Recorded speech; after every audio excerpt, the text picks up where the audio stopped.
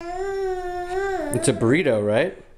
I like my burrito taco. You just love it so much, huh? I just love. All right. All right, I'm gonna get a beer. I'm gonna come in and I'm gonna read you Angelina Ballerina. Okay? This my burrito is so yummy. It's not your burrito. It's not your burrito. It's not my burrito, it's your burrito. Very proprietary about the burrito, huh? Are we listening to the Beatles? I'm Prudence. They're Prudence. Oh, we already heard Jared Prudence. Now we're listening to a different Beatles. Who plays drums in the Beatles? Oh, no. Who is it? George. Ringo. George plays guitar in the Beatles. And who plays bass in the Beatles?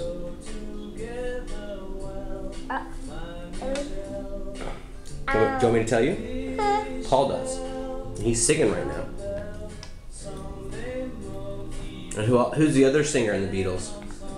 No. John Lennon. John Lennon. Mm-hmm. Would you like a piece? I would. I'd love a piece, Okay. actually. Can I take a bite? Yes. Yes, you can take a bite of mine. Mmm. That's really yummy, huh? Oh, it's so yummy.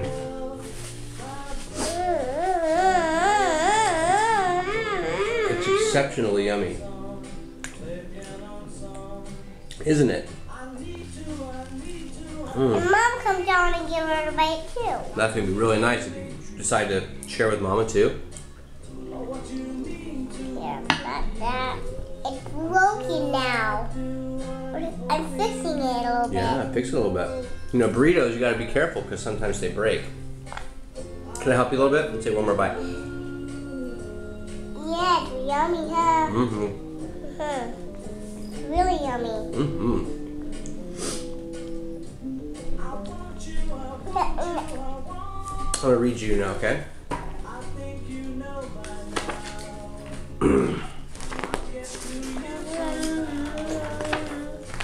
I bet beans in it, huh? Yeah, there's beans and there's rice in there too.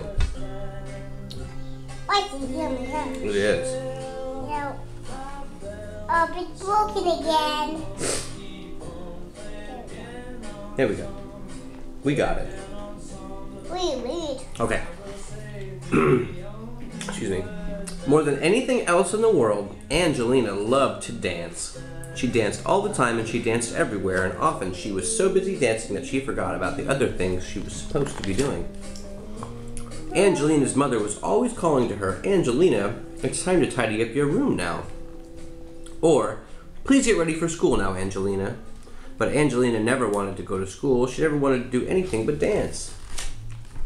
One night, Angelina even danced in her dreams, and when she woke up in the morning, she knew that she was going to be a real ballerina someday. When Mrs. Mouseling called Angelina for breakfast, Angelina was standing on her bed doing curtsies. When it was time for school, Angelina was trying on her mother's hats and making sad and funny faces at herself in the mirror. "You're going to be late again, Angelina," cried Mrs. Mouseling. But Angelina did not care. She skipped over rocks and practiced high leaps over the flower beds until she landed right in old Mrs. Hodgepodge's pansies and got a terrible scolding. She was going that yummy too. At playtime, she twirled and spun across the playground so fast that none of the little boys in her class would catch her, and they were all very annoyed. After school, she did a beautiful arabesque in the kitchen and knocked over a pitcher of milk and a plate of her mother's best cheddar cheese pies. "Oh, Angelina, your dancing is nothing but a nuisance," exclaimed her mother. She sent Angelina straight upstairs to her room and went to have a talk with Mrs. Mouseling. Mrs. Mouseling shook her head and said, "I just don't know what to do about Angelina." Mrs. Mouseling thought a while and then he said, Mr. Mouseling thought a while and then he said, "I think I might have an idea." That same afternoon, Mr. and Mrs. Mouseling went out together before the shops closed.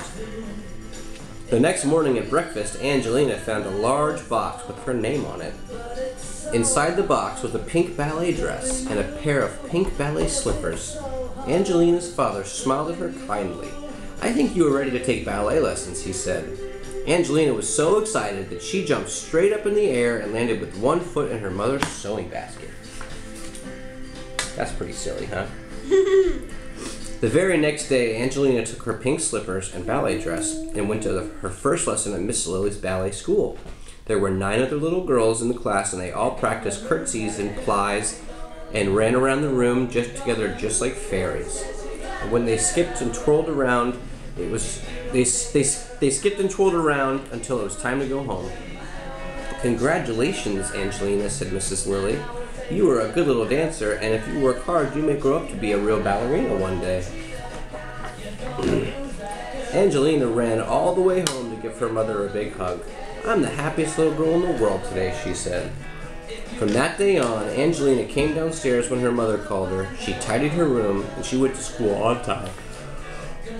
She helped her mother make cheddar cheese pies, and she even let the boys catch her on the playground sometimes. Angelina was so busy dancing at Mrs. Lily's that she didn't need to dance at supper time or bedtime or on the way to school anymore. She went every day to her ballet lessons and worked very hard for many years, until at last she became the most famous ballerina, Mademoiselle Angelina, and people came from far and wide to enjoy her lovely dancing. The end. What a nice story, huh? Can we read another book? Let me get you the book. Can I take a bite of your burrito? No, you take a... Here, take a bite of this, okay? Well, you eat that piece. I'll get you a book, okay? Keep it off, Noodle. I'm eating you. You're a burrito, huh? Burrito. You're so delicious. I ever seen you in my life. I ever seen you in a time in my life.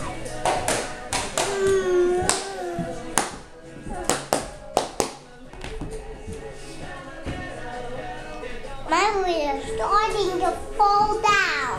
Your burrito's starting to fall down. Can I help you with that a little bit? Yeah. Can I see it?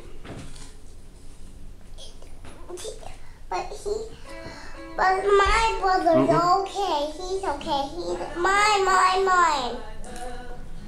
Can I have it? Mm-hmm. Mine.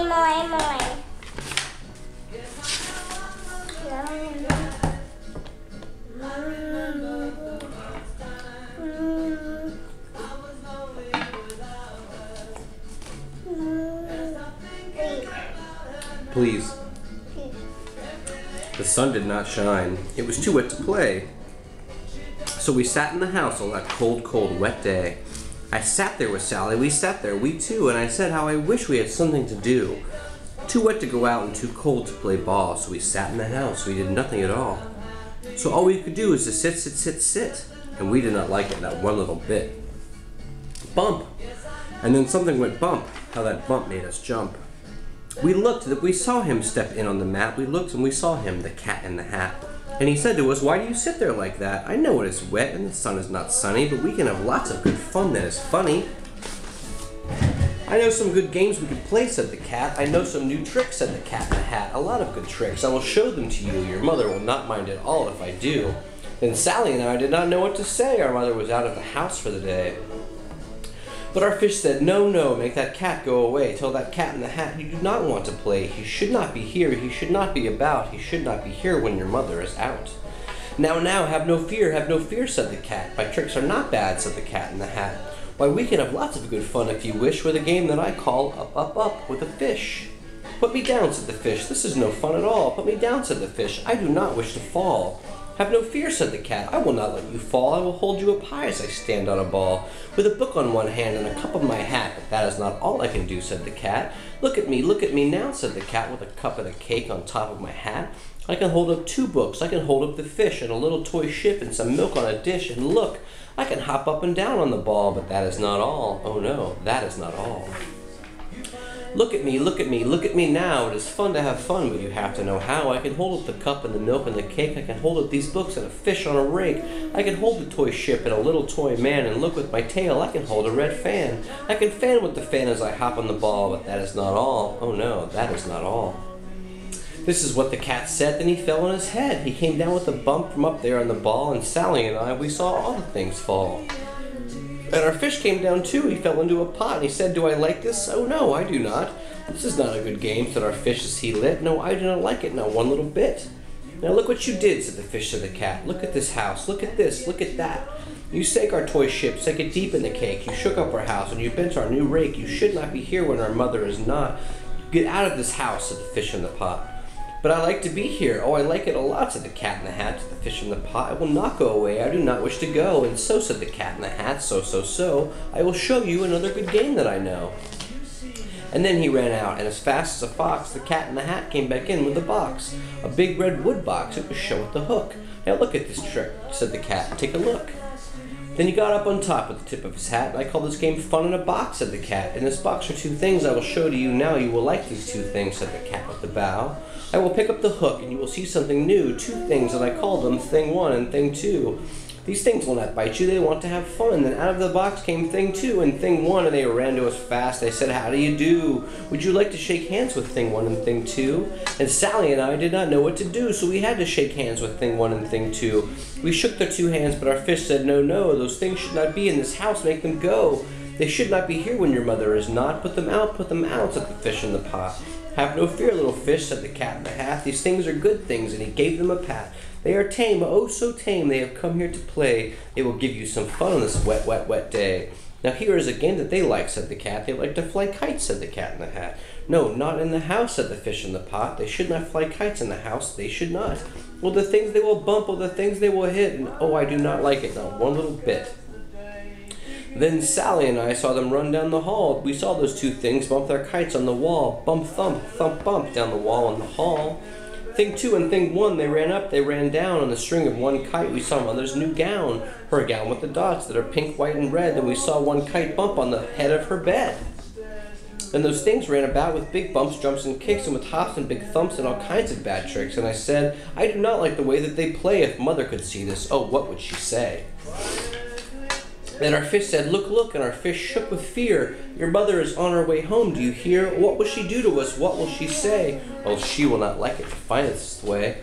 So do something fast, said the fish, do you hear? I saw her, your mother is near. So as fast as you can, think of something to do. You will have to get rid of Thing 1 and Thing 2.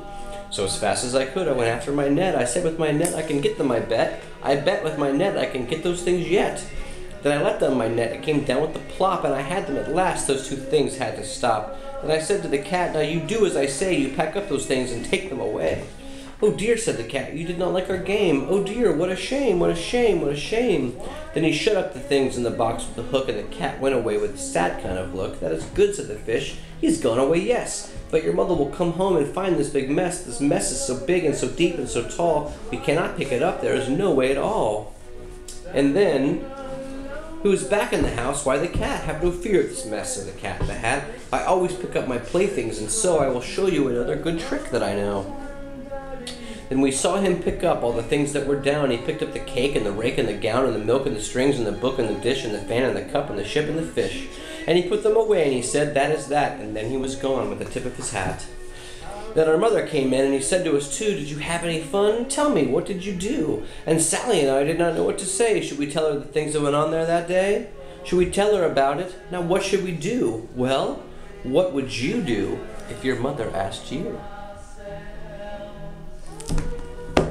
The end. What book shall we read next? What book shall we read next? Maybe Claudette. You want to read Claudette? Okay, careful. Don't get food all over you. Eat over your plate, please.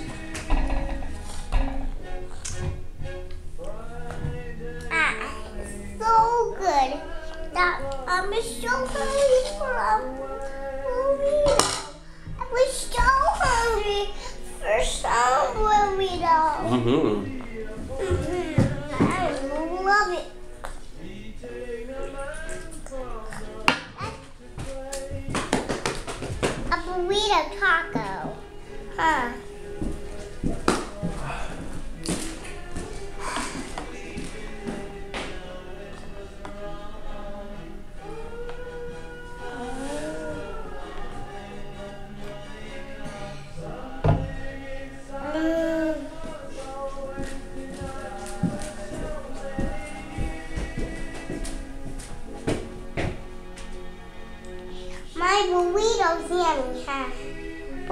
those are yummy, really yummy.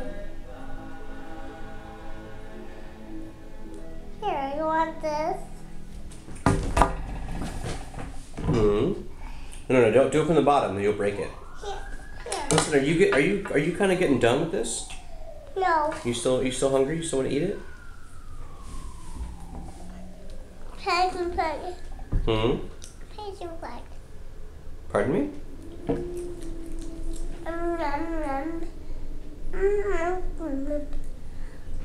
Yummy, yummy, yummy. Nom, nom, nom. You're covered in rice over here, kid. Is that so yummy? Eat over the plate, please.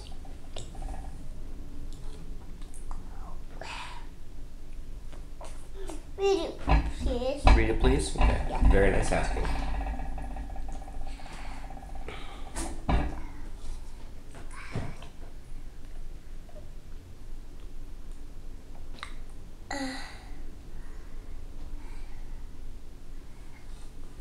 I'm gonna change the record real fast, alright, babe?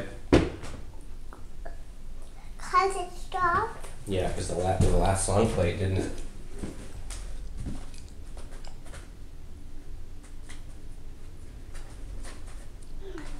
Let's. Do you want to see another song? Pardon me?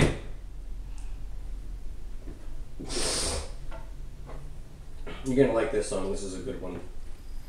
It's a new song. Mm-hmm. Okay, you ready to read Claudette? What is that song? This song?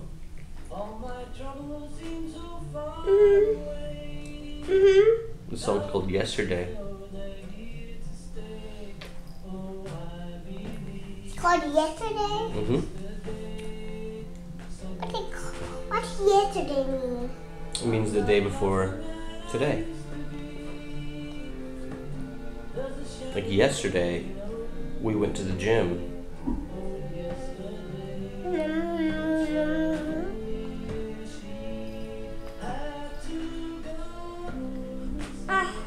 I'm such a good time.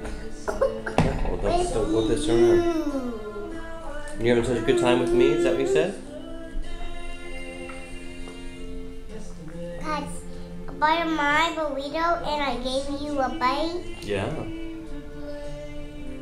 Here, do you want some more? I'll give you. No. Don't pick it apart too much.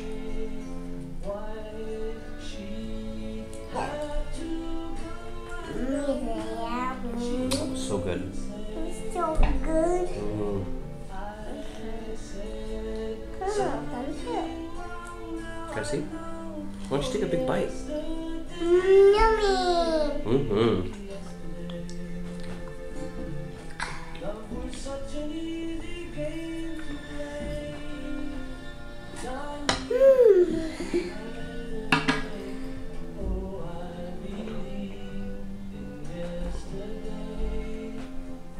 No, I'm gonna give a kiss on your nose, okay?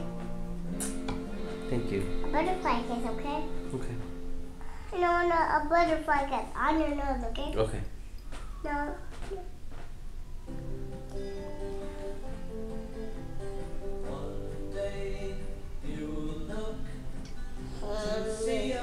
That was really nice. No, I want to feed you. Oh.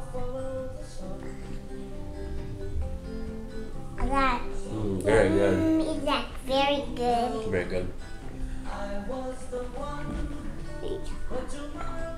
really hope that was in the shot. Read, please. Okay.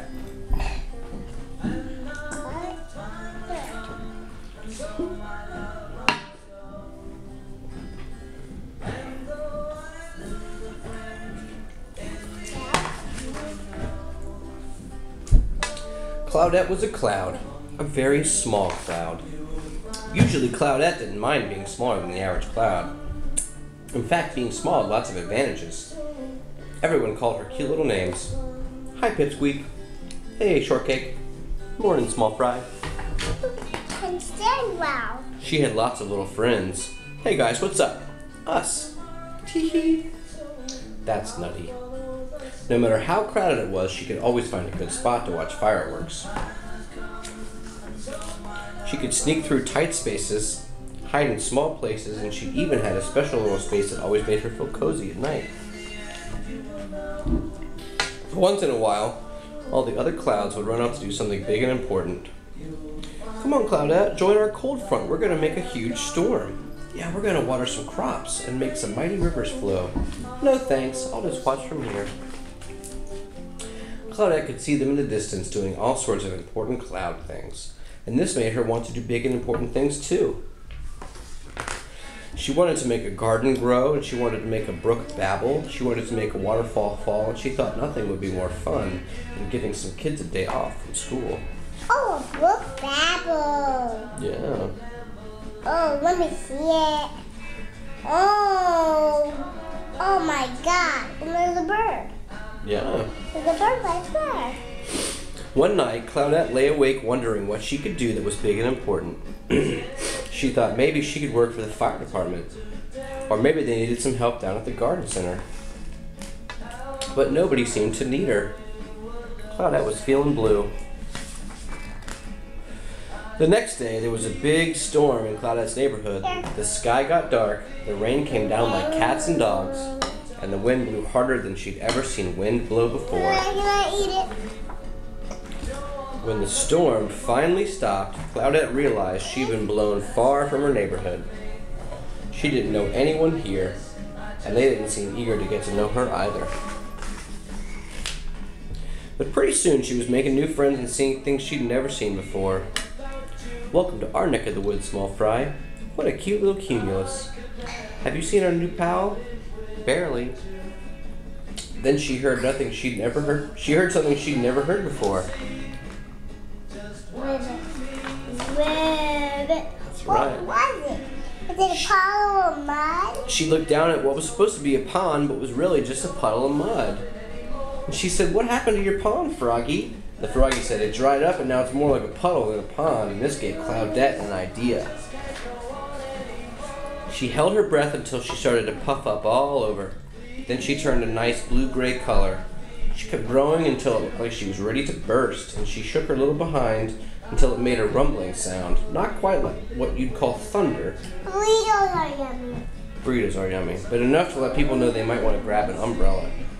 Then she did what she'd wanted to do for ages. She let it pour. Oh my goodness. Claudette rained on that little puddle until it grew into a big puddle, and she kept on raining until that big puddle grew into a perfect pond. And as soon as she stopped, frogs of every stripe and spot came jumping into the pond. And they all added a big thank you in unison. What did they say? Hello. What did they say? Rabbit. That's right. Claudette was exhausted but happy. They're so happy. Even the higher-ups were impressed, which got her thinking. I'll bet there are big and important things a little cloud can do. And off she went. The end. To be continued. What shall we read next? What shall we read next? It's like 10 after 7. It's about time to go upstairs. What book shall we read downstairs?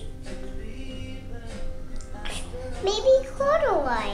Are you still eating your burrito? Mm-hmm. Can you show me how you take a big bite?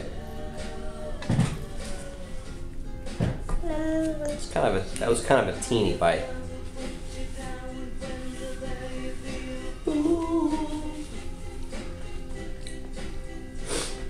When you say she's looking good, she acts as if it's understood. She's cool, cool, cool, ooh, girl. No, we Corduroy, okay? What do you say? Please. Please? Mm-hmm. Are you still eating your burrito? Mm-hmm. Alright. All right, let's go. Keep eating. I'm eating my burrito. Because the burritos are so yummy and delicious. Aren't they? It's good, huh?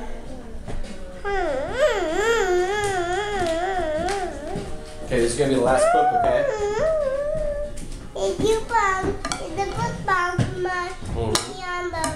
head? Hey. Last one, okay?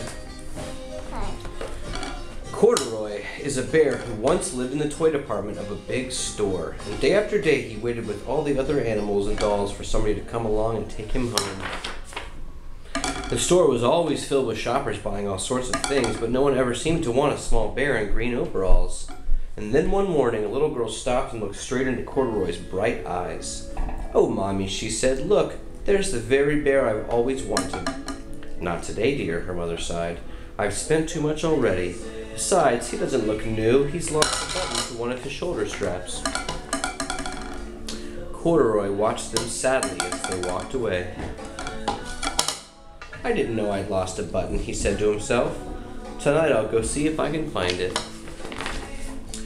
Late that evening, when all the shoppers had gone and the doors were shut and locked, Corduroy climbed carefully down from his shelf and began searching everywhere on the floor for his lost button. Suddenly, he felt the floor moving under him, and quite by accident, he had stepped onto an escalator, and up he went. Could this be a mountain, he wondered? I think I've always wanted to climb a mountain. He stepped off the escalator as it reached the next floor, and there, before his eyes, was the most amazing sight. Tables and chairs and lamps and sofas and rows of beds. "This must be a palace," Corduroy gasped. "I guess I've always wanted to live in a palace." I had some roller bikes. He wandered around admiring the furniture. "This must be a bed," he said. "I've always wanted to sleep in a bed." And he crawled onto a large, thick mattress. All at once he saw something small and round. "Why, here's my button," he cried, and he tried to pick it up, but, like all the other buttons on the mattress, it was tied down tight. He yanked and pulled with both paws until pop, off came the button and the mattress off the mattress Corduroy toppled, bang, into a tall floor lamp, and over it fell with a crash. Corduroy didn't know it, but there was someone else awake in the store. The night watchman was going on his rounds on the floor above, and when he heard a crash, he came dashing down the elevator. Now, who in the world did that? No, the escalator. The escalator. You're right. The escalator. "Now, who in the world did that?" he exclaimed.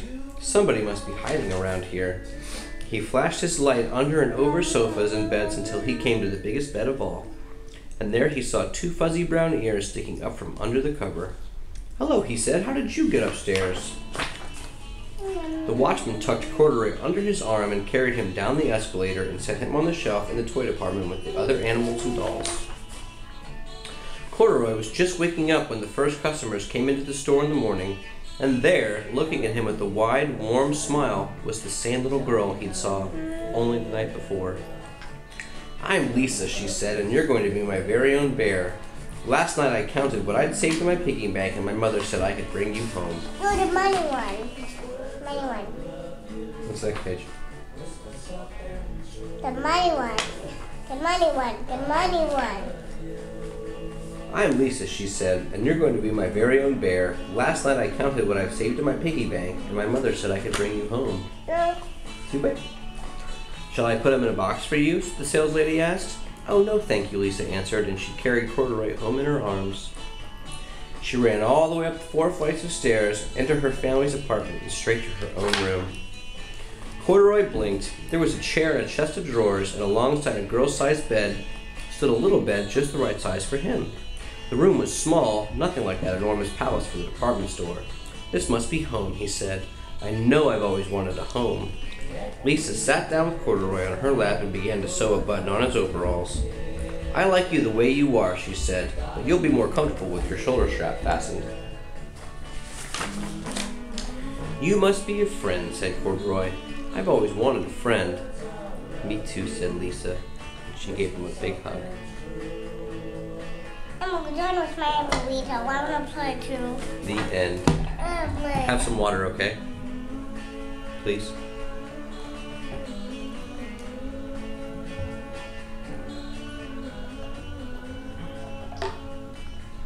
Is that yours? Is that yummy? Mm-hmm. Is that water too? That's beer. Hooch, yeah. Yeah, it's hooch. All right. It's hooch. Hooch is yummy, huh? Hooch is yummy for adults. Hooch is yummy for people, huh? Hooch is yummy, but you'll find out one day. Hashtag parenting. When I am a pebble, when I'm bigger, I can have hooch too. When you are a big girl, you can have hooch too. That's right. Hooch is yummy, huh? Hmm. Hooch is really yummy, isn't it? It is. Yeah. Really good. It's really good, huh? Oh. I love you. People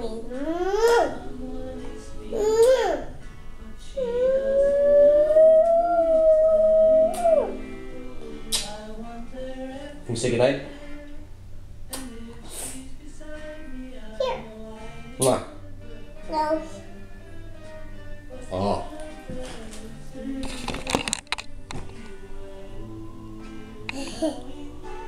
I see your teeth. Hey, that's really good. Sometimes you're gonna get some two teeth, huh? Mm-hmm. Oh yeah. Mm-hmm. It was very good time.